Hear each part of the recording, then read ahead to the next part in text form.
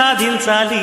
ఎవరేని అనుకున్నా నువ్వుండే రాజ్యాన రాజు నువ్వి, పంటు నువ్వి, మంత్రి నువ్వి, సైన్యం నువ్వి, ఏమైనా ఏదైనా నువ్వెళ్ళే బడిలోన పలక నువ్వి, పలప నువ్వి, ప్రశ్న నువ్వి, బదులు నువ్వి.